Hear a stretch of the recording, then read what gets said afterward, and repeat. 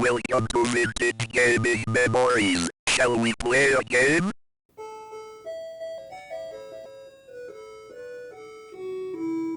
Hello everyone, thanks for stopping by to check out this video. I had this particular item buried in my pile of purchases to open, and the worst part of it all is that I had this in my hands back on October 2nd, 2024. You can see right here, the postage was paid back in September 30th, 2024. So yeah, it's been about 6 months that I've had this and just forgot all about it. Now the good thing is that this is by far the oldest item that I haven't opened yet. And the others are probably at the most maybe 6 weeks old. So that's the good thing. I'm catching up. So without further ado, let's open this up and check it out.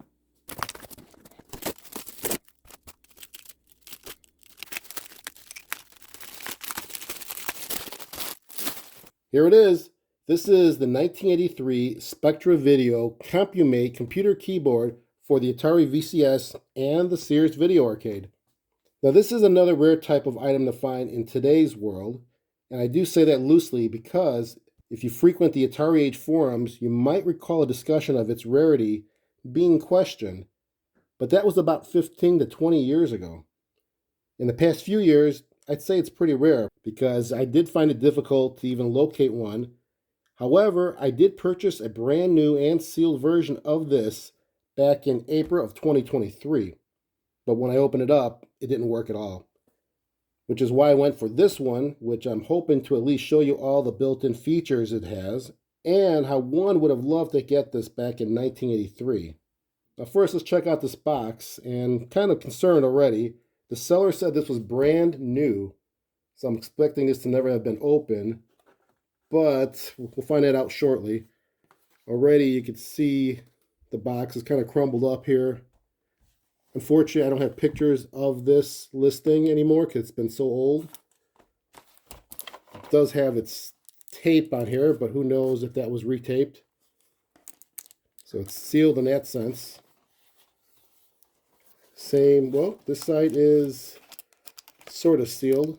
I have to say, I remember the other one I purchased was like pristine. The box was perfect, but just the system didn't work. So I don't know. We'll find out. But let's just check out what's on the cover itself. And as you can see here on the front of the box, some of the features of what it has and what it offers. You can program in BASIC. You can compose music.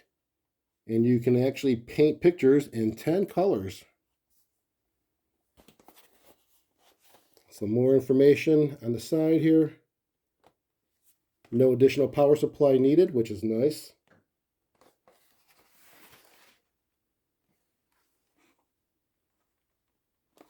And I think that pretty much does it, except for the back, where you have a lot more information on its capabilities and showing some steps on how to use it. But I'm really anxious now to see how this looks and how it's packaged inside. So let's take this out. And I guess we'll cut the tape because it's still sealed.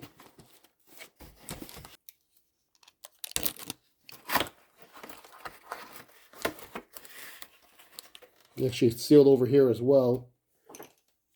So it gives me some hope that maybe this really wasn't open.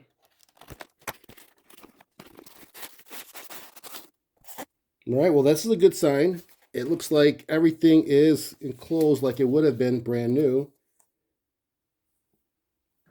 You have the Meet the Challenge. This is pretty much the advertisement, I believe, of other games. All from Spectravideo.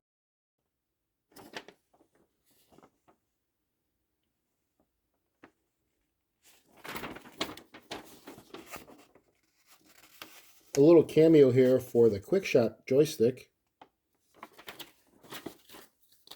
And of course we have our warranty card. And then the user's manual.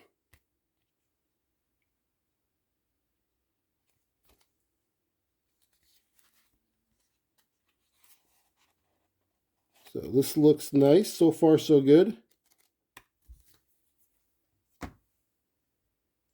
Well, let's make sure this keyboard, cartridge, and everything else works. So we'll get this out of the plastic here and check it out.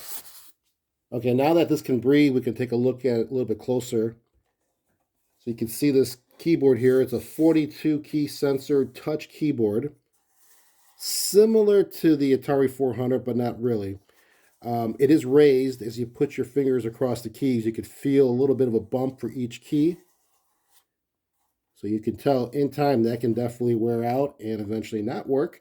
But nonetheless, it does have all the functions you need, and you can see some additional features for each key, which you utilize the function button with it, as well as the shift key, which would be used to enable use of other symbols or characters that are shown on the keys. You do have a power on light there. Here's the back side of it. This little open slot serving no purpose at the time of when this was produced. And on the side here we have a couple inputs. We have one for air and one for mic, which would be using that cable there. And then this is the cartridge that you would plug into your system.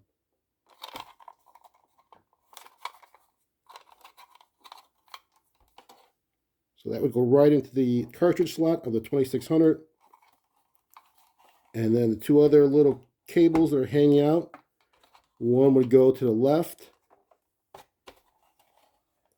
and the other one to the right of the joystick port. So it's pretty simple setup. And then this would sit on top of the Atari 2600 grooved top right below the switches. So without the need of a power supply, this is pretty simple. You just plug it in and then you're ready to go. So let me get a 2600 plugged in and I'll show you how we use this. All right, before we jump into using this keyboard looking add-on with my Atari 2600 here, I probably should at least tell you why this was even made available for consumers to purchase. Going back in time to 1983 when this came out, there was this push to enhance gaming consoles into affordable personal computers. The concept was to offer consumers these types of add-ons to connect to their existing gaming consoles. And then having a keyboard like this made it easy to promote the ability of possibly programming or even doing some word processing on it. For example, Mattel's Intellivision gaming system, they had a computer add-on called the Entertainment Computer System, or also known as HECS for Home Entertainment Computer System. This was selling for around $150 back then, and it had 32K of built-in RAM. Now, ColecoVision was also in the fun with their Coleco Atom, which was selling for around $400, and that one had 80K of built-in RAM. So, of course, Atari needed someone to develop a piggyback add-on to their gaming console, but they needed to make sure it was more affordable. Well, here you go. The Spectravideo CompuMate. This one comes with 2K of built-in RAM, but its price tag was at a mere $80 back then. It included the 3 built-in programs, Magic Easel to do some drawing on a 40 by 40 pixel canvas. Then there's also a program called Music Composer to create some music. And lastly, a very rudimentary form of basic programming language that you can program or at best play around with. Well, now that I have it, let me just show you how quick and easy it is to connect this to the Atari 2600. And we're going to use my light sixer for this. It's not a Woody. So how does this sit on top of the Atari 2600? Well, on the back side, it is set with a nice squared grooved framing around the edges here. And that fits just nicely on top of the 2600's cover. It goes right on the grooves, just like that. And as you can see, it doesn't move around. It stays pretty solid. You do have these 2 connectors that need to go into the joystick ports. And it does give you the indication which one goes to the left one and which one goes to the right one. And then, of course, the cartridge plugs right in. So I'll plug that in first. And then reach around there to get the plugs into the joystick port.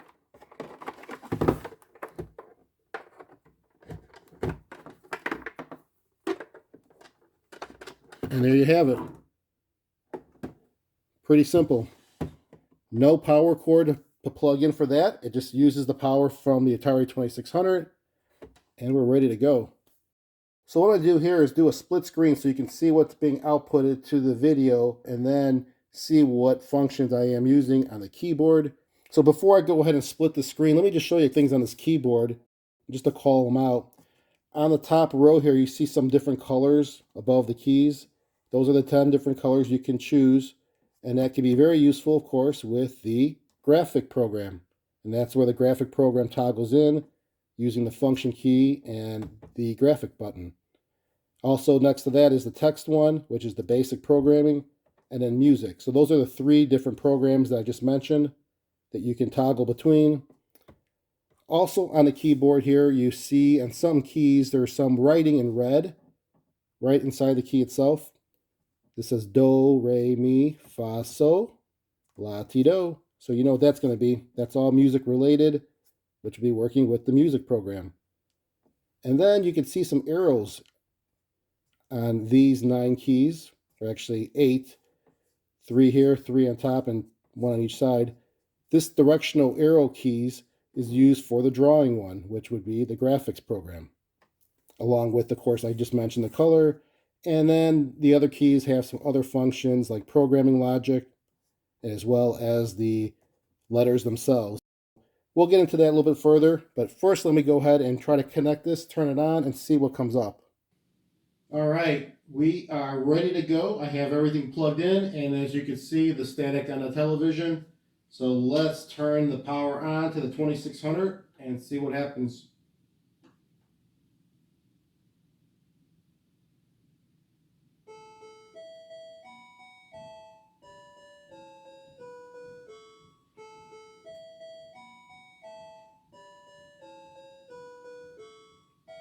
Okay, that's a good sign. There's a little bit of music to go with the power on boot up. Not really much of a boot up, but this is what you get as a default. It comes to the text programming side of the system here, which is really the basic program side. Remember, there's 3 different built-in programs. There's the basic programming, which is what you see here. Then there's the graphics, and then there is the music. So let's start with this text basic programming side. We have the OK and the flashing prompt there. So we're ready to go to type a program. And I could probably type a simple 2-line program like the hello world, where it just prints hello world continuously. But you know what? Let's just do that. Let's just see how that works. So I can type line 10. And what's kind of cool about this is all you have to do is press the P button, and it automatically types in PRT, which is print. You cannot use the question mark for the print command, and typing the word print is not the way to go. Use this PRT abbreviation. It comes out once you press the P button. So we'll do a quote, and we'll say hello world.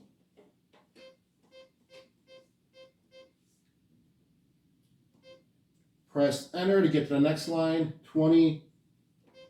And then there is also a go to. Hit G, and it types in go to for you. No need to press space anywhere. You can put them all together there.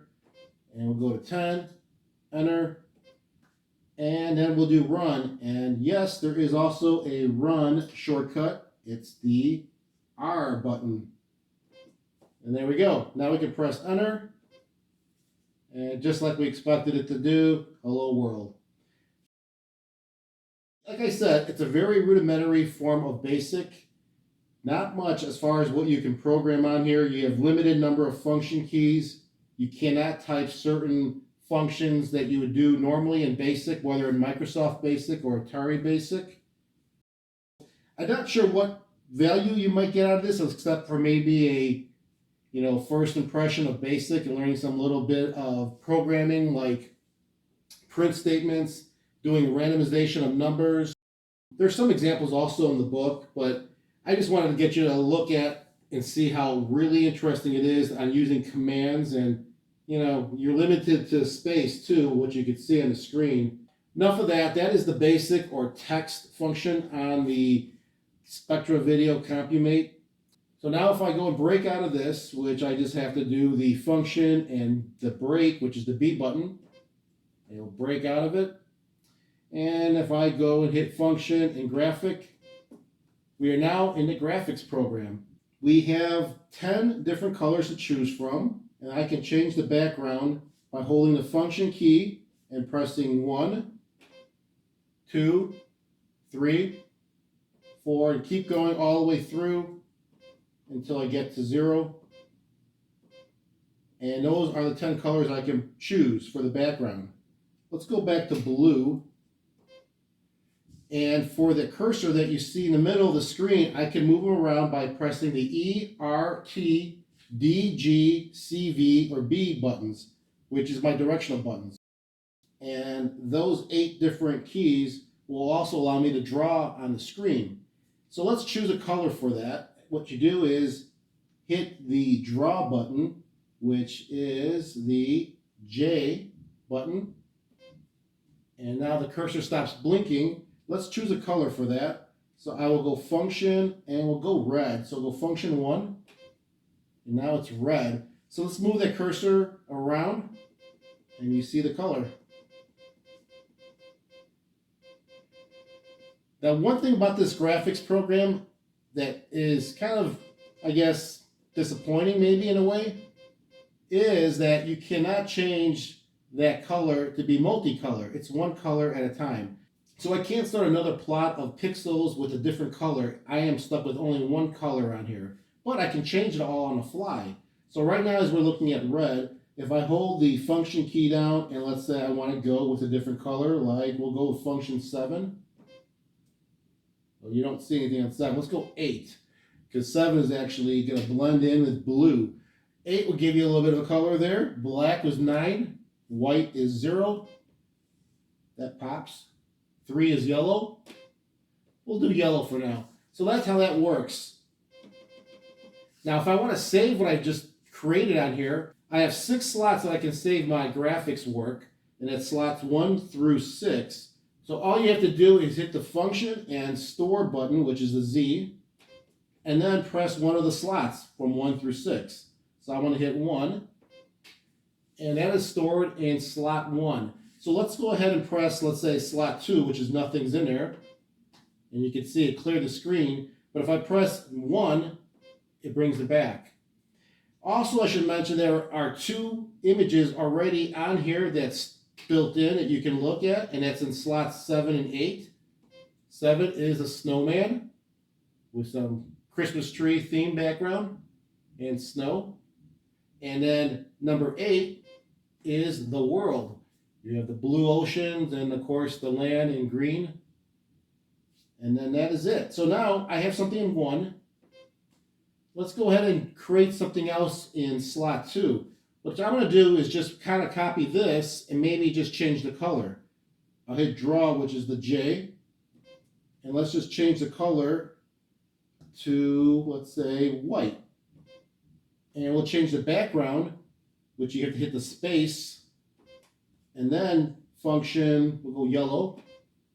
That's pretty hard to see. Let's go with maybe green. And let's go red. There we go. So we have white for the plotting of the image on the screen, and the background is now red. Let's save this in slot 2. So again, function Z and press 2. And now that's in 2. If I press 1, there's that 1, 2. So let me do a couple more, actually 4 more, to fill in slots 3 through 6. And then let me show you what you can do after you fill all the slots up with different images.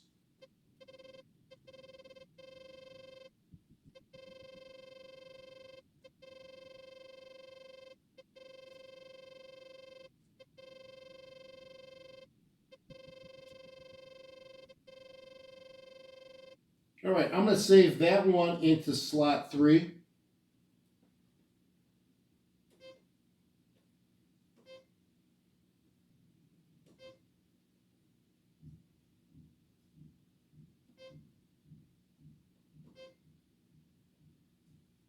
I'm going to save this one in the slot 4.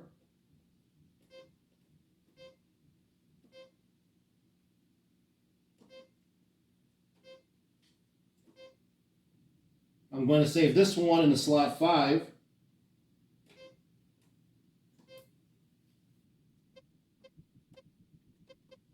And I'm going to save this one in the slot 6.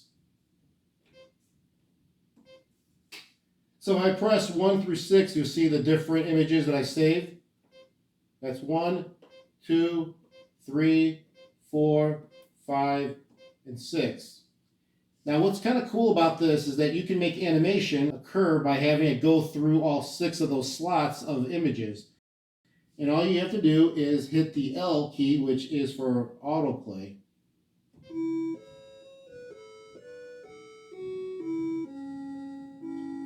Plays a little tune while it cycles through all your images.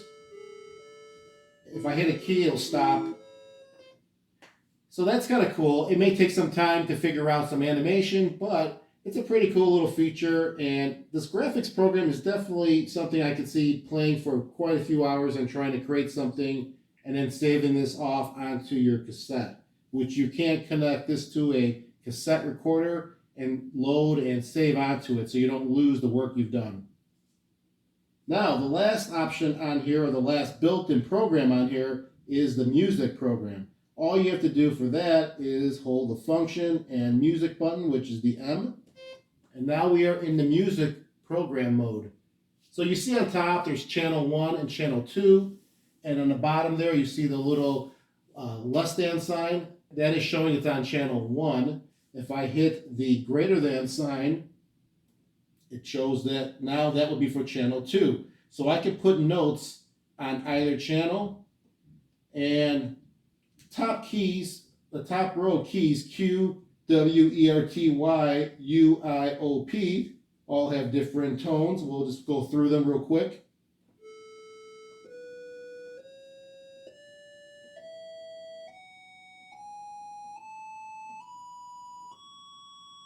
Now, I can put notes on channel 1 and save it, and notes on channel 2 and save it, and then do another autoplay like I did with the graphics, and then it'll play a tune for you. So that's kind of neat. You can also change the type of tone that you're listening to by pressing the J button, and that P shows up between channel 1 and channel 2. So that is for piano.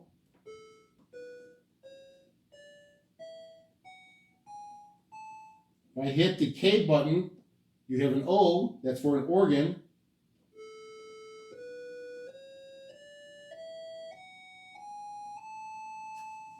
And let me actually show you something that's built in on here. There are 4 different demo songs. All you have to do is initiate it by pressing the number for that, and that is starting with number 3. And we know that one has Twinkle Twinkle Little Star. Number 4 is, it's called Long, Long Ago. And number 5,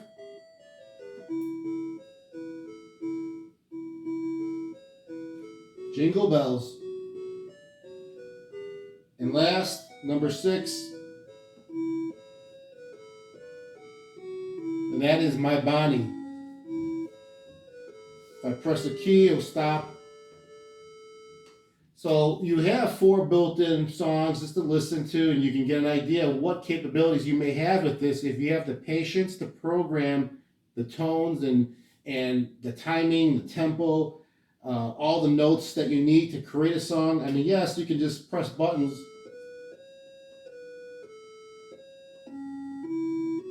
But you need to kind of write this out and figure out where it should all be placed, whether it's a whole note, half note. I am not musically inclined, so I can't do much more than just press the buttons and enjoy the sounds that it makes. But I'm sure those who can create music and compose something on paper can actually translate it into this program and then record it and play it back. Let me just do something that'd be horrible, but I'll try my best.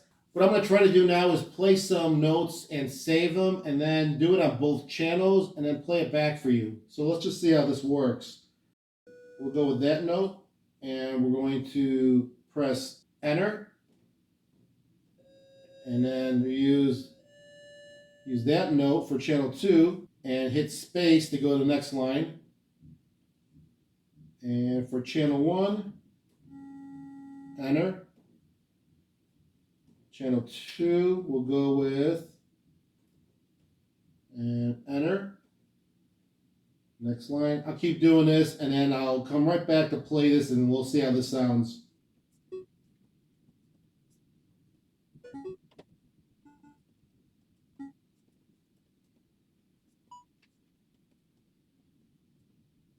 That's about it. I have 5 lines with 10 different notes and on 2 different channels. So what I'll do now is go ahead and press the L button, which is autoplay, and let's just hear what this sounds like. Not a work of art, not Mozart, not Beethoven, but you know, it's fun. You can play different notes and try to figure out some songs, but like I said, you may want to write this out on paper first and compose it that way, and then put it into the system here, and then play it back and save it. You can also save this as well onto a cassette. So that's pretty much it for the 3 built-in programs to the Spectravideo CompuMate add-on. I think it's pretty neat, I have to say. In 1983, would I have purchased this? Probably not. My Atari 800 computer that I had, probably for 3 years already at that point, far surpasses this, but there is a price tag that goes along with the Atari 800. So I can see this being maybe an alternative, but I don't know. Hopefully this gives you an idea of what the system can offer and gives you a little bit of a glimpse as to what you might have been missing or maybe not missing back in 1983. Comment down below and let me know what you all think. I really do appreciate your feedback. And remember, keep that gaming passion from the past alive by living it today. Take care, everyone.